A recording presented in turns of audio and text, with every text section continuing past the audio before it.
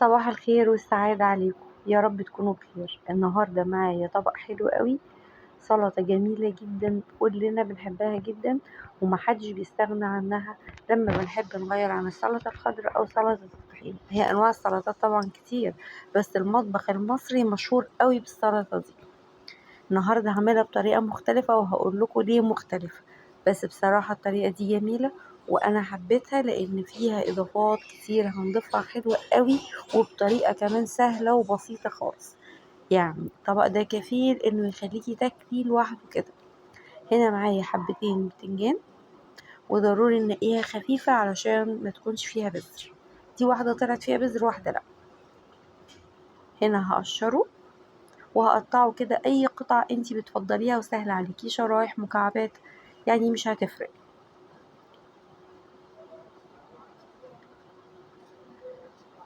اللهم صل وسلم وبارك على سيدنا محمد. وطبعا لو الوصفة عجبتكم ما تنسوش تشتركوا وتفعلوا الجرس عشان يوصلكوا كل حاجة بنزلها.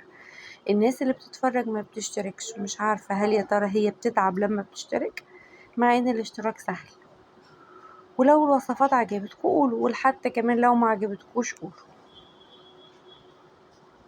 هنا معايا مقلاية، المفروض ان انا هضيف شوية زيت، مش كتير، معلقتين اتنين بس، لان هي يعني اقرب للدايت. بس بعد كده انا هستخدم زيت زيتون، يعني لو انتي عايزة تحطي من البداية زيت زيتون ومش زيت عادي برضو دي حاجة ترجع لامكانياتك. انا هفضي كده البتنجان بتاعي في المقلاية، بس مش هرصه بأي طريقة لأنه هو هيتشوي بس بطريقة حلوة قوي وسهلة خالص وصحية. فعشان كده بقولك لو حابة تضيفي زيت زيتون من البداية ضيفيه. لما بنعمل البابا غنوج بنشويها، بنخرمها بالشوكة وبنحطها على عين البوتاجاز بطريقة عادية خالص، الطريقة التقليدية. لكن الطريقة دي مختلفة ومفيدة في ايه؟ ان انت بتضيفي اضافات حلوة قوي بتديلها تيست حلو، زي الفلفل الاسكندراني، او انا نضفته من جوه وقطعته، عايزة تحطي اكتر من واحد حطي. وهنا معايا كام فص ثوم، وكمان هحط بصلة صغيرة شرايح وطماطمايه. الطماطم هتديلها تيست حلو قوي، وكمان قرن الفلفل والثوم اللي بنحطه فيها وهي اثناء ما بتتشوي. الحاجات دي كنا ممكن نعملها صينيه وندخلها الفرن، لكن احنا بنسهل على نفسنا وبنعملها على البوتاجاز من فوق، وكمان كل الخضار ده بيبقى فيها وبيديلها طعم حلو قوي قوي قوي. لو جربتوها مش هتندموا. هرش كده رشه ملح خفيفه وهحطها على نار هاديه خالص، بس اهم حاجه لازم اكتمها بغطا.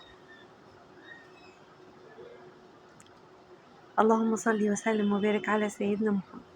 زي ما احنا شايفين كده، ومش هتاخد وقت طويل على النار، يعني ربع ساعة هتكون اتشوت وبقت ايه حلوة خالص. هنا بعد شوية شلت القشرة بتاعت الطماطماية.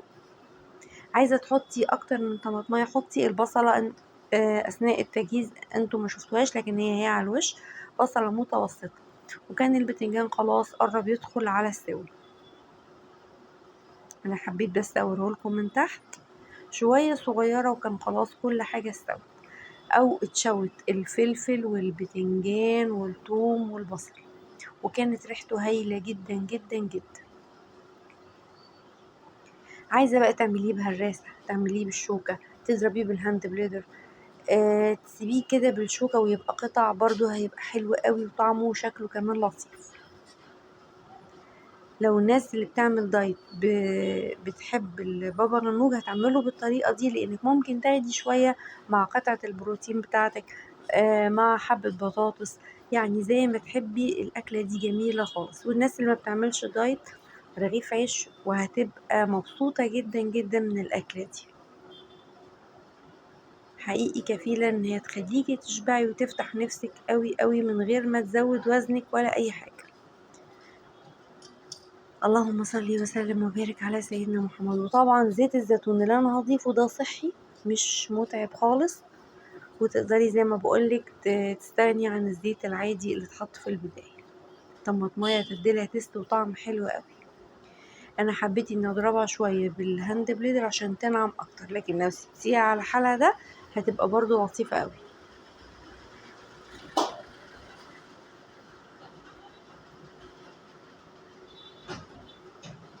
كده انا كنت ضربتها شويه بالهاند بليدر. هبتدي بقى ايه احط لها الاضافات الاخيره. هي كريمي كده شويه. انا ضفت هنا شويه طحينه حوالي 3 معالق بمعلقه الطعام، ومعايا هنا فلفل اسود وكمون وشويه كزبره وحبه شطه خفيفه وملح. عايزه تزودي اي حاجه تاني زودي. وهنا معايا معلقتين خل ابيض وليمون وعصير ليمونه كبيره. تمام كده. اللي حابب انه يزود اي حاجة تانية يزود. وهنا بقى ضفت شوية زيت الزيتون. هقلب كل الحاجات الحلوة دي مع بعض كده. قلب قلب كده لغاية ما تبقى كل الحاجات دي ممتزجة ببعضها، والثوم والطماطم والبصل وكمان البهارات اللي حطيتها تروح في كل مكان فيها. ضروري تقلبيها كويس قوي.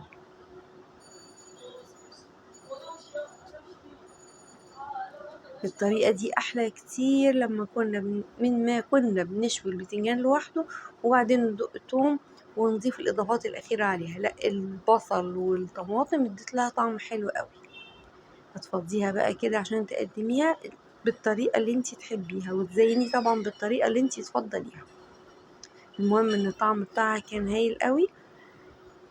واتمنى ان كنتوا تجربوها وتقولولي رأيكم في التعليقات.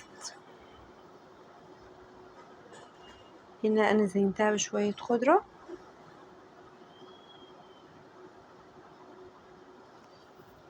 يا رب الوصفة تعجبكم.